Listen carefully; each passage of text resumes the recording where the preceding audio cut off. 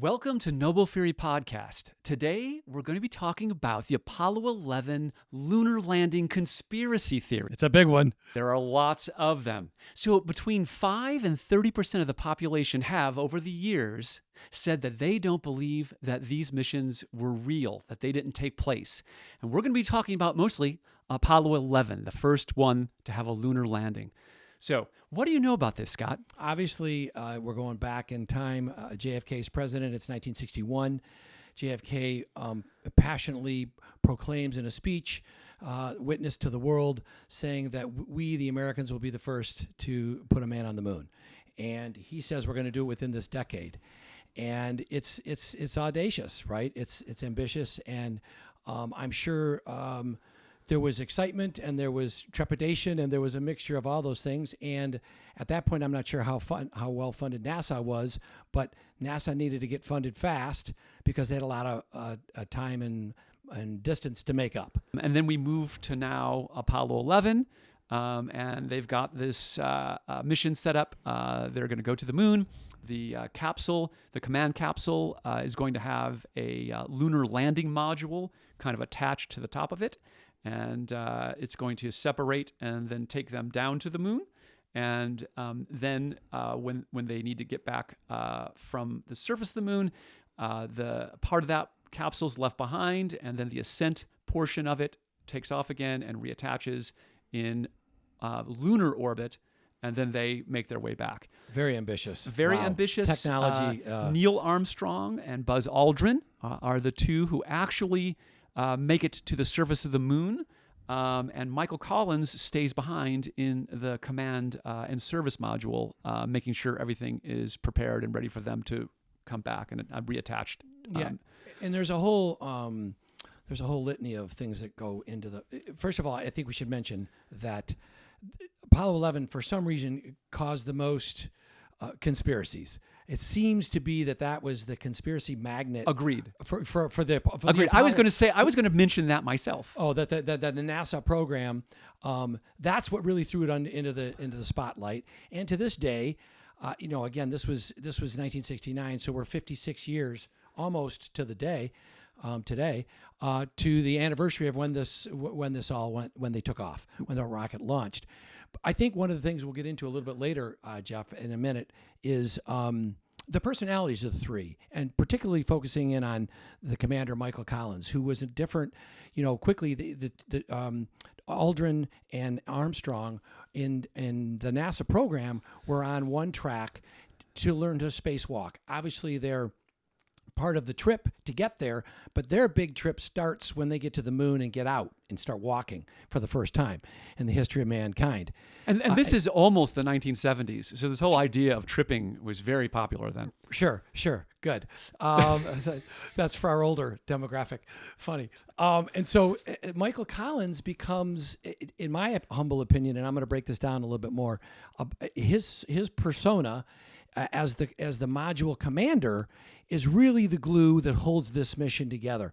Obviously not taking anything away from Aldrin and Armstrong. Everybody's qualified, everybody's wonderful.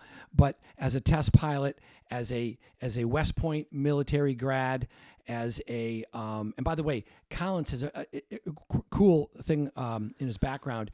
He had a family of high-ranking Army.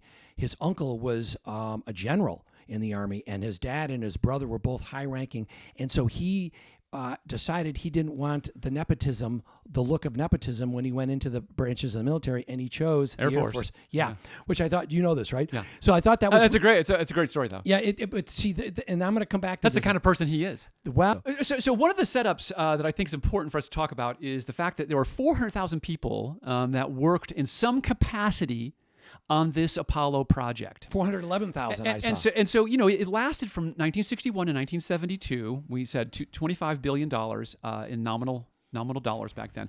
400,000 people. It's important to understand, though, that most of these people are contractors, and they're working on engineering aspects of it. They're working on they're machinists. They're working on fuels and the properties of the chemistry of fuels and oxygen tanks and that sort of thing.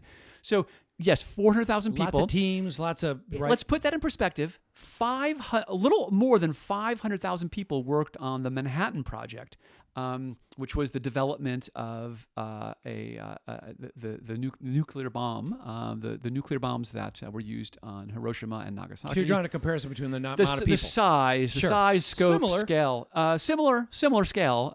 One was done over a couple of years. The Manhattan Project was over just a few years, while the Apollo project was spanned over 10 years, 11 years or so. But they're comparable in scale. One was much more accelerated war effort underway. So these were huge projects. Hundreds of thousands of people, lots of money. One is for national pride, and the scientific progress of actually trying to get to the moon and getting people on the moon. Right? You have to learn a lot about the world and the universe and the solar system in order to do that. So space it race. advanced. Remember the space race? Yes, right? the Soviet Union is doing the same thing because they're actually ahead.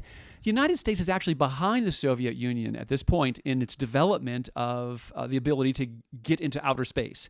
They had been successful for several years before getting Russian cosmonauts into outer space on rockets. And they were quite arrogant about it. Russia was rubbing it in America's face. They were rubbing it in our face. So conspiracy theories begin to arise around 1973. This is a year and a half after the Apollo program ends in 1972. Now, it's important to understand that NASA, when it recorded, so people think maybe that the news media were out with recorders capturing all this stuff, and that did not happen. NASA had all the film, both on the launch and the landing. They had all the film within their own world, and there were no media at the launch itself. When the capsule lands, is in outer space, and then the lunar module takes off, and all that. That's all done by NASA filming. There were no third-party cameras attached to the capsules or anything, and the technology was very primitive by today's standards. In fact, I have it at 10 frames per second. That's a special camera that NASA had. NASA's camera. TV's cameras are 30 frames a second. We're going to go to that in just 1 second. So 10 frames per second and 320 lines of resolution. And so it's actually progressive scan, so it would be considered 320p. So you've heard of 1080p, I'm sure. You're probably watching this in 1080p. Before that, 720p, and you can still watch things at 720p, and then 480p, 480i. I being interlaced. So you're watching every other row. Yep. So this was 320 lines, progressive scan, but only at 10 frames per second. The human eye, or the mind, the brain, captures motion at around 24 frames a second. Some animals, it's much higher, 60 frames a second in dogs, apparently, or something close to that. And that's why dogs can watch TV now and enjoy nature movies with you. Rin Tin Tin. Rin Tin Tin. So the 10 frames per second had to be boosted. So NASA's transmitting the signals, radio signals, back to Earth at 3 different receiving stations around the world. One station is the Parkes Observatory. Another is the Honeysuckle Creek Tracking Station, and the third is Goldstone Tracking Station. And I think one of these is in Australia. So at that level, then the TV standard for transmission that they used was NTSC. You could use PAL, which I think is European, but they used NTSC, which is the American standard and probably the Australian standard. And so they took this. They had a very primitive hard drive, which would store that data, and then it was a buffer essentially. And then once they had 3 sets of data to get to 30 frames. They compressed it and then transmitted that. And they were doing this live. So there was a delay as this compression from a 10 frame segment comes in. And now you got to wait for the next 10 frame second. And then now you got to wait for the third 10 frame second. And this delay is part of what feeds some of these conspiracies. It's what feeds some of the conspiracy. Yeah. So then you get this compression that happens, and then it's retransmitted out. And the reason they did this is the data bandwidth that would have been required to have shot at full 30 frames a second was too great, apparently, for the systems at the time. They didn't have the technical ability to do that, apparently. And so that leads us to some of our conspiracies. Well, I think some of the basis for some of the conspiracies, Jeff, is interestingly enough, this is the first time that the world has ever seen somebody walking on the moon. So that alone, that equation, that set of circumstances lends itself to a unique set of visual observations to be made. What does no gravity look like on the moon? What does the surface of the moon look like? And all the things in between that. So I think almost naively, some of the conspiracies are based in this, well, this is odd looking, this is peculiar. Well, it's odd and peculiar because you've never seen it before. And so we didn't know what no gravity was going to look like, and the odd looking behavior of the astronauts when they fall and sort of bounce up and they were claiming that there was wires, and they were out in this whole craziness about in the studio. They were in a studio in a soundstage somewhere, and they were on sort of equivalent of like a mannequin wires, and that's how they fell, and they would bounce up, and a whole host of craziness. And one thing I want to say quickly though is they look like they were in slow motion. So one of the conspiracies is that they shot this and they slowed it down. In fact, it works the other way. It's impossible in essence, because the frame rate that NASA was using, as you explained, was 10 frames a second. When you shoot today, TV at the time was 30 frames a second. In order to show something in slow motion, you'd have to have more information. You have to crank. It's called overcranking. You have to have 60 frames a second, and that's what we use today. You have a Blackmagic. You want to shoot a kid running on a track.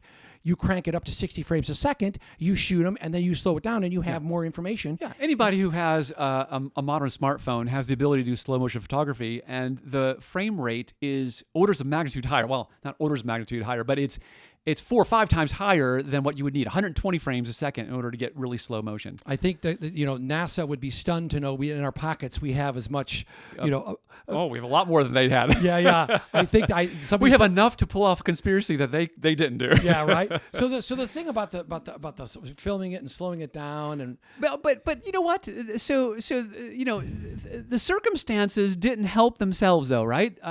So it turns out that on all these. So they recorded all of these 10-frame transmissions. All this raw data was captured on tape. They used actually, I think, reel-to-reel tapes, and these were very thick. These were 2-inch tapes, and sometimes 1-inch tapes. So you're remembering now. There's reminding us all. There was 3 hours of continuous footage. There's a lot of footage that they had that they sort of transmitted down to NASA, and then NASA. Did its processing, it saved it and recorded it. NASA, in some inexplicable act, re-records over all of that data. So this is, to your point, this was something so new, so novel. In fact, it's so novel, the United States has not been back to the moon with a person since. And yet, which feeds the conspiracy that we never went. It just feeds the conspiracy. Yeah, we did. Yet, NASA spending $25.4 billion in 1961 nominal dollars decides that they were going to save $100 a reel of magnetic tape and re-record over it later. So is it contention that they made a decision to do that, or is it contention that somebody mistakenly did that? No, the contention is that they chose to do that. They wanted to save money, and they wanted to save money, and they just recycled these tapes. This is it defies logic. It is inexplicable. Yeah. And so if you ever want to create a conspiracy, do something stupid like that, and then right. So and if you say, well, that's really harsh to say that they were stupid. They had protocols. This was a singular event in human history. Nobody had gone to the moon and walked on the moon before. Those records are priceless. That footage, that raw footage, is invaluable, priceless. You can't replace it. In fact, Jeff, you would think this is not like something that you would recognize and realize later in time. At the time, it was. You have footage of something that's never occurred in history. And so it's 69. Somebody's got their favorite episode of Bonanza that they're missing, and so they stick the tape in and record over it. Come on, I mean, I cannot give any kind of credence to that choice. Well, So- and part of the problem, again, this feeds the conspiracy. What happened to the tapes? Everyone wants to know where the tapes went. Right. Exactly. Now, there are some people who recorded with 8mm camera in Australia those the footage that was coming in, those raw 10 frame per second feeds. They were recording the recording. They were recording that transmission, and so they have I think 10, 12 minutes of that. In fact, that tape, what was discovered, and I think it may have gone in auction and sold for like $1 million or $2 million. Wow. Which is funny because if you think about I think it's significant that there was 3 hours of continuous footage. And one of the ways to dismiss some of these conspiracies that if they were manipulating that video image for 3 hours, you just explained it. You said it. They had reels. And so they would have to splice together those reels, and to have that thing seamlessly spliced together doesn't make any sense. It did make sense because they were feeding it and it was running together. But this was part of the problem. And also, there may have been good reason for the media not to have been present in the launch, because we did have that problem with Gus Grissom, Ed White, so forth, burning alive in the capsule just a few years before. And so they may have wanted to ensure that the public did not see a catastrophe live. And that's why that they may have not allowed that. Makes sense, actually. Sure, but if you're a conspiracy theorist, you think they use that as a reason to not let the media come. Yeah. So picking up on one of the other big conspiracies, besides the whole thing about the videotape and the frame rate and the slow motion and all that, is the flag. Like this sort of wonky theory about, why did the flag waver? The moon, there's no atmosphere. That means there's no wind. And why did the flag wave? I think one of my favorite ways to debunk this whole thing about this was fake and it was in a studio and that's why it's waving, was done on MythBusters, where the old TV show, which was so popular, they stuck the flag in a vacuum, in essence, in an airless chamber, and they had a remote control, and they could simulate the act of Neil Armstrong sticking the flag on the Earth's surface, and the flag, believe it or not, and of course they had video of it. And they took it out in the parking lot, and they showed the two videos side by side. And the flag in the chamber with no air and no atmosphere actually waved longer. And the reason was because they hit it, and it continued in motion because there was no wind or resistance with which to slow it down. No resistance, yeah. So it makes perfect sense. They had an upper pole. Yeah. And so they needed to pull the flag across that pole. And the idea was... curtain rod, in essence. It's a curtain rod. Right. And if they didn't have that curtain rod, the flag would just droop down and it wouldn't do anything because there's no wind to blow the flag up. So it doesn't look very patriotic, It's just a drooped over a lump of cloth is all it is. And so you needed that top piece to pull the flag which out. Is what gave it's a curtain rod. Yeah. And so in essence, that the whole flag, there was all this controversy, but why is there a breeze? Why is there a flag? So you mentioned the flag. So there were items that were left behind on the lunar surface from Apollo 11. Now, there's a lot of debris apparently from all of the Apollo missions where they landed successfully. Apollo 13 was not one of them, but they landed successfully and left stages of the lunar module and various different artifacts. But we're mainly focused on the Apollo 11 mission, and the things that they left behind were the flag, and they left behind an array of reflector panels.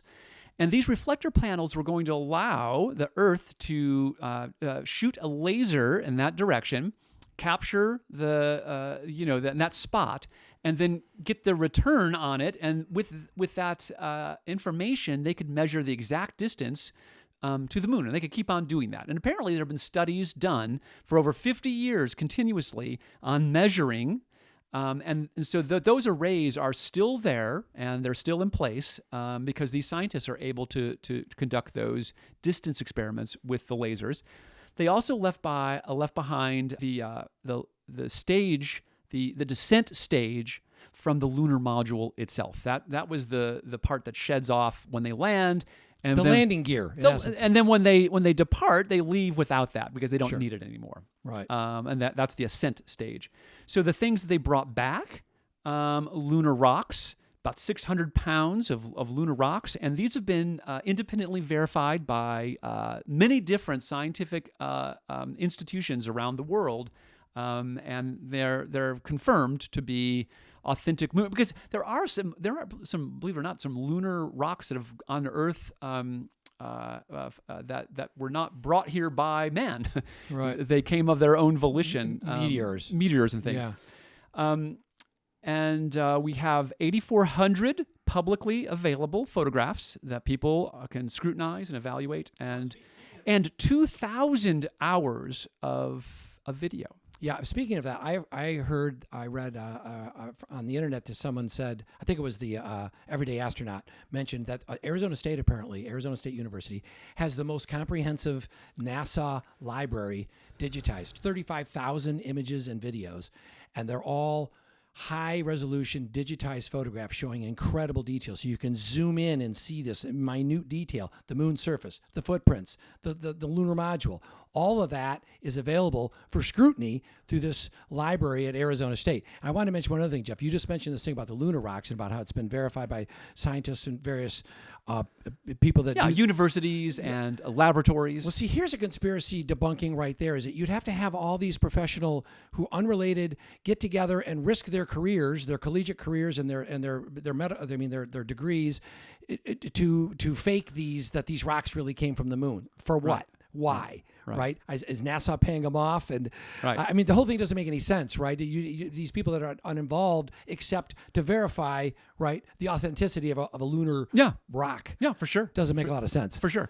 So I'm going to go through some of the sort of evidence that some of the major conspiracies rely on, and let's just go through point by point and see where we arrive at this information.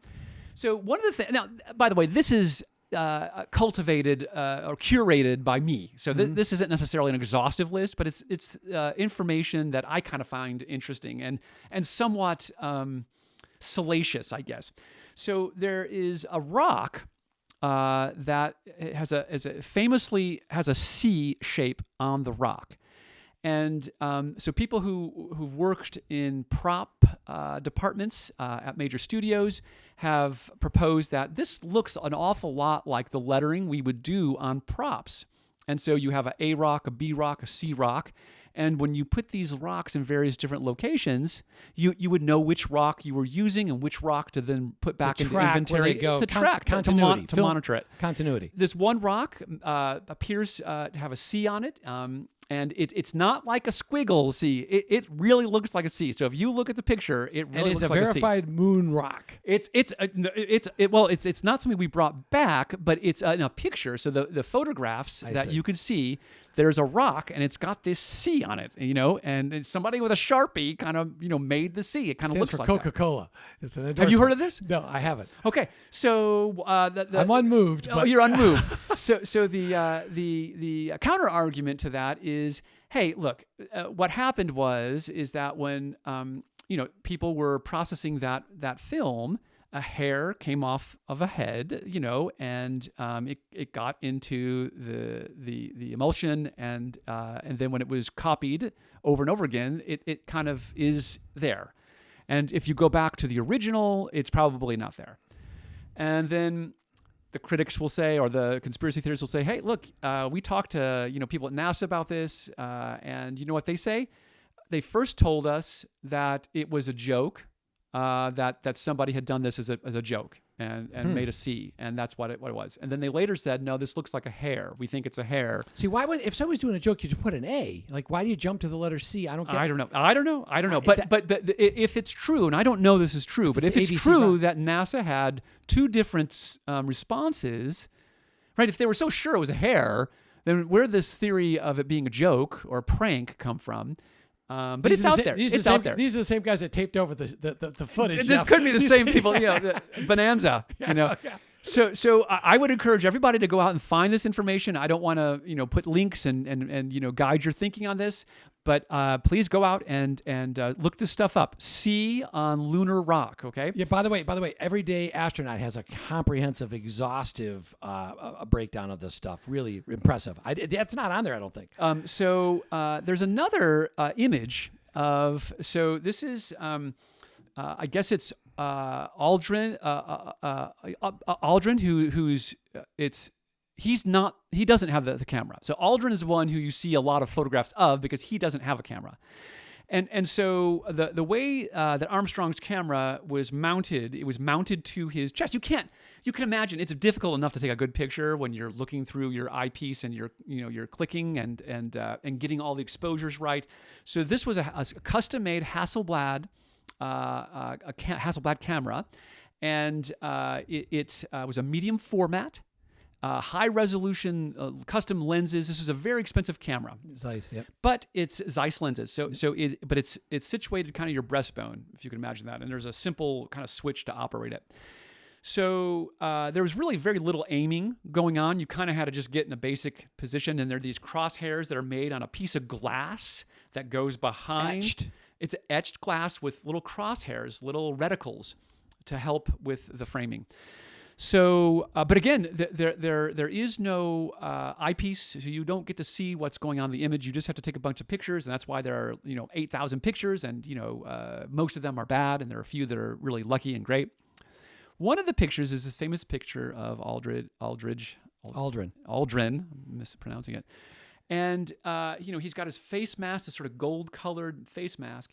And right up in the corner here, there appears to be a reflection of a candlelight. And, if you really study this, if you know what a candlelight looks like, so a candlelight is sort of, about this long. Sure. Looks like this, and it's got these flaps that open up. It looks similar. It doesn't. There's a lack of detail in the whole. This is part of the problem. It's on this concave map. I'm not saying it's true, Scott. I'm just pointing out that that some people argue that there's a candlelight reflection in this visor, and if you look at it, you kind of see, if you know what a candlelight looks like, you kind of see the candlelight, but, it's the Visa, MasterCard, right. Who knows what you really see, but once you know what you're trying to look at, you kind of see a candlelight in the reflection. We're running out of time, and I want to get to one theory that I have that I watched an interview of the Apollo commander, Michael Collins, and there is something that is sort of undeniable about Mr. Collins and his personality. And you watch, there's interviews all over the internet. There's not very many actually, because he didn't like the limelight, and he says that. But the point I'm trying to make is he has a well-documented career of the adjectives describing this gentleman is intelligent and humble and selfless and calm and deliberate. And my point is we've all watched Dateline NBC where there's a wife murdered and there's a guy and he's interviewed and you're watching the guy sweat and you're saying this guy did it or this guy didn't. Well, when you watch this Michael Collins, the way he handles himself, he looks like the last person on earth, pun intended, that would be party to this giant, phony, lifelong hoax. It just doesn't fit. I'm with you.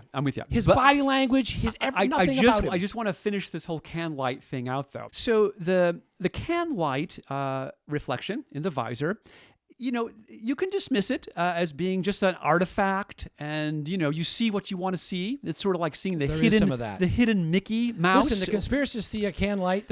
You look up in the clouds and you see faces. Sure. Your mind is programmed to see things. You see faces in the clouds, Jeff? All the time. I see. There's a face right behind you. You don't see that. You don't see the face. So, however, there are also images, a number of images where you see very strong hot spots on the lunar surface. Now, there is no atmosphere. There are no clouds. You're not going to have clouds shading some areas. You're not going to have trees shading areas.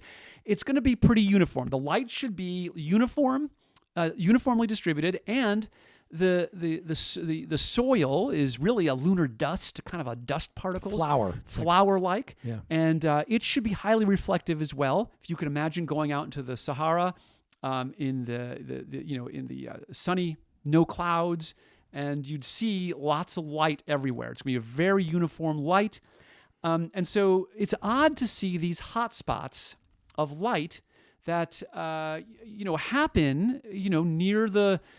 Some of the when they're taking pictures of the astronauts or the lunar modules taking pictures outward, there are some hot spots. And how would you get hot spots? Well, you'd get them from canned lights, from overhead canned lights, and you would have this fall off. I think it's called the fall off, where the light does not dissipate evenly. It dissipates in chunks, and so you get to see a strong light spot, and then you'd see a shadow after that. So a light flare, sort of like a light flare. Light flare almost. That's kind of odd. And so a Hasselblad engineer, the one who was overseeing the whole project to develop this camera for this mission, saw these images, and he said they look like camera spotlights. This is a Hasselblad guy. I'm not saying that he knows everything. I'm just saying that he's probably pretty well informed about what a canned light looks like. In other words, it's intriguing that somebody who could easily dismiss it. He could easily dismiss it, and he didn't easily dismiss it. And so, interesting. Yeah. That's hard to explain away.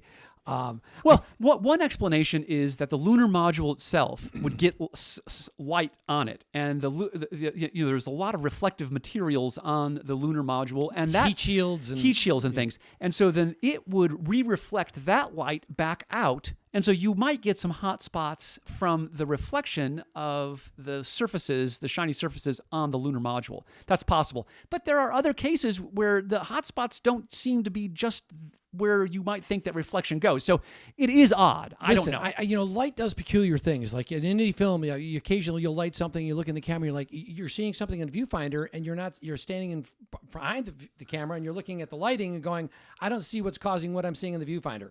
So that does happen. Light does funny things. It bounces, and cameras pick up different things. That would be my passing explanation. Look, Jeff, if you and I go into a house that's supposed to be haunted, and we were supposed to see a ghost, and it's midnight, and we go upstairs, and we feel a cold breeze on our neck, and someone says, "You felt that cold breeze on your neck? This house is haunted. I told you." You say, "Well, no, there's an unexplained cold breeze on my neck," but I'm not going to leap to the point of that this house is haunted based on that. Yeah. Because there's an anomaly of light, which I would admit is perplexing.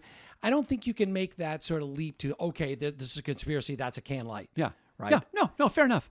So the final one that I kind of wanted to just touch on is the lunar dust itself, the surface that they were walking. And if you watched, if you look at the footprints, if you see them walking, footprints are fascinating, by the way. So as Armstrong steps into the soil, it bunches up around their boot, and then he steps out, and you see this sort of tray that's left. It's an inch down from the compression, and you see the track marks from the treads of the sole of the shoe, or the bottom of the shoe, the boot. So when you look, and this is what some conspiracy theorists have argued, you look at the lunar module, and the soil is undisturbed beneath the lunar module. So if this lunar module were going to land, wouldn't it have, and it's shooting out thrusters, right? Mm-hmm. It's not just boom, it's slowly, so it's going to have some kind of thrust. Wouldn't you see a big pile of lunar sand on all sides of it as it landed down? It would have blown that dust around, and you would have made, like, if you looked around, their argument is you look around the landing module, you'd see kind of a little pile of makes sense. Makes sense. And if you see the way that the stepping of the boot into the soil works, it kind of works like that. It displaces, the weight of the astronaut displaces the dust, and it moves to the side. And it's heavier. It is heavier than flour. So if you shot an air gun at a pile of flour, the flour would dissipate instantly. Yeah. And I do think that... but we have to go somewhere. Yeah. So you're saying... See, to me, I mean, I guess my response to that would be, because we can't explain away this thing, does that mean that... I don't know. I'm pointing this out as it's interesting. It's a curiosity. It is very much a curiosity. It's a curiosity. I don't have an explanation. And maybe somebody does have a good explanation for that. Yeah. But it is a curiosity. So I think in closing, I saw a funny comment on the internet that said, they were talking about whether or not that we really went to the moon or whether we didn't. And somebody wrote, faking the moon landing cost so much money, they were forced to shoot on location, which is very much a indie film joke. It's pretty funny. I didn't make that up. I've read that some of the engineers, this is the management at NASA, did a calculation, and they said the probability of faking it, as difficult as it would be, is actually higher than the probability of their successfully conducting the mission. Isn't that crazy? Now that's crazy too. So, but I want to give a that was written by a conspiracy theorist. That was probably I don't know. I can't. That guy's on a book tour. I can't cite that back anywhere. For me, the single most powerful bit of evidence that we have is human nature. Why this is not a conspiracy. The Soviet Union had every incentive in the world. That's in my notes, to Jeff. Debunk. Good for you. They never denied we went. They never denied it. They could have 1,000 different times and opportunities shown that the U.S. was this fake republic, this fake government. No one would have been happier to expose that than nobody, the Soviet Union. But they didn't. They couldn't do it. And so the fact that the Soviet Union was not able to bring this out and show the world that the United States was committing fraud. They didn't even try to pile on. They didn't even mention it or lend any credence to that at all. They didn't mention it. You're exactly right. It's a fantastic ending. I had that point as well. Smart, fun. All right. We'll see you next time. Don't forget to subscribe. Appreciate everybody. Thank you. Thanks, Jeff. Bye-bye. See you, buddy.